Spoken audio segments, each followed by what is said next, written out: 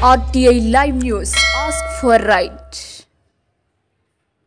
కొమరం భీం ఆసిఫాబాద్ జిల్లా ఎస్పీ డివి శ్రీనివాస్ ఆదేశాల మేరకు కాగజ్ నగర్ డిఎస్పీ రామానుజం పర్యవేక్షణలో కౌటాల సర్కిల్ ఇన్స్పెక్టర్ ముత్యం రమేష్, కాగజ్ నగర్ రూరల్ ఇన్స్పెక్టర్ శ్రీనివాస్ ఆధ్వర్యంలో బెజ్జూర్ ఎస్ఐ తనకున్న నమ్మదగ్గ సమాచారం మేరకు 2025 మే 23న సాయంత్రం 3:45 సమయంలో గంజాయి అక్రమ రవాణా చేస్తుండగా ఒక వ్యక్తిని పట్టుకొని అతడి వద్ద నుంచి సుమారు 3.4788 కిలోల గంజాయి, ఒక Bajaj Pulsar motor cycle TS20B 6994, ఒక మొబైల్ ఫోన్ను స్వాధీనం చేసుకున్నారు. విచారణలో అతను సిడాం సంతోష్, తండ్రి ఫకీర్, వయస్సు 36 సంవత్సరాలు, వృత్తి రైతు, గ్రామం సులుగుపల్లి అని తెలిపాడు.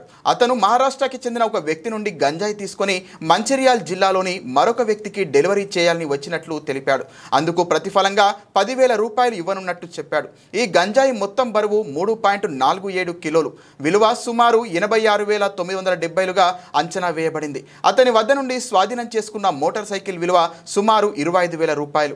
నిందితుడిని అరెస్టు చేసి చట్టపరమైన చర్యలతో రిమాండ్కు పంపడమైంది.